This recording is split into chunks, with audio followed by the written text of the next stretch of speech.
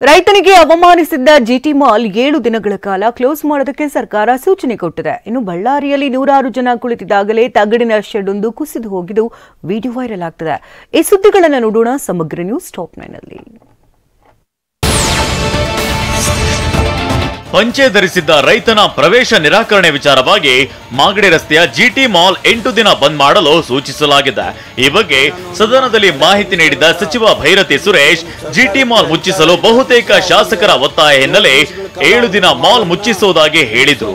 ಅತ್ತ ಸರ್ಕಾರದ ಸೂಚನೆ ತಲುಪುವ ಮುನ್ನವೇ ನಿನ್ನೆ ಸಂಜೆಯಿಂದಲೇ ಜಿಟಿ ಮಾಲ್ ಗೇಟ್ ಮುಚ್ಚಲಾಗಿದೆ.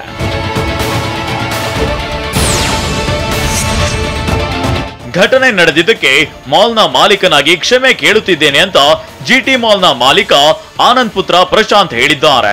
ಹೀಗೆ ಆಗಬಾರ್ದಿತ್ತು, ತಂದೆಯವರು ಮಾತನಾಡಿ ಕ್ಷಮೆ ಕೇಳಿದ್ದಾರೆ. ಜೊತೆಗೆ ತಪ್ಪು ಮಾಡಿದ ಸಿಬ್ಬಂದಿಯನ್ನ ಕೆಲಸದಿಂದ ತೆಗೆದಿದ್ದೇವೆ.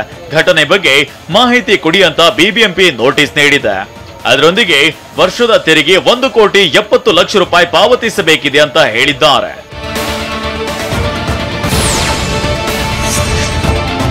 ಪಂಚೆ ಧರಿಸಿರುವ ವ್ಯಕ್ತಿಗಳಿಗೆ ನಮ್ಮ ಮಾಲ್ನಲ್ಲಿ ಪ್ರವೇಶವಿಲ್ಲ ಎನ್ನುವ ಭಾವನೆಯು ಸತ್ಯಕ್ಕೆ ದೂರವಾಗಿದೆ ಅಂತ ಜಿಟಿ ಮಾಲ್ನ ಸಿಇಒ ಪ್ರಶಾಂತ್ ಆನಂದ್ ಬಿಬಿಎಂಪಿ ಆಯುಕ್ತರಿಗೆ ಮಾಹಿತಿ ನೀಡಿದ್ದಾರೆ. ಪಂಚೆ ಉಟ್ಟ ರೈತನನ್ನ ಮಾಲ್ನ ಭದ್ರತಾ ಸಿಬ್ಬಂದಿ ಒಳನಡೆಯಲು ಬಿಡದಿರುವುದು ನಾವು ಮಾಧ್ಯಮದಲ್ಲಿ ಗಮನಿಸಿರುತ್ತೇವೆ. ಅದು ನಮಗೆ ತೀವ್ರ ನೋವು, ಬೇಸರ ತಂದಿದೆ. ರೈತನಿಗೆ ಒಳಬಿಡದ ಸಿಬ್ಬಂದಿಯನ್ನ ಉದ್ಯೋಗದಿಂದ ಕೈಬಿಡಲಾಗಿದೆ. ಈ ಬಗ್ಗೆ ವಿಷಾದ ವ್ಯಕ್ತಪಡಿಸುತ್ತೇವೆ ಅಂತ ಬಿಬಿಎಂಪಿ ಆಯುಕ್ತರಿಗೆ ಉತ್ತರ ನೀಡಿದ್ದಾರೆ.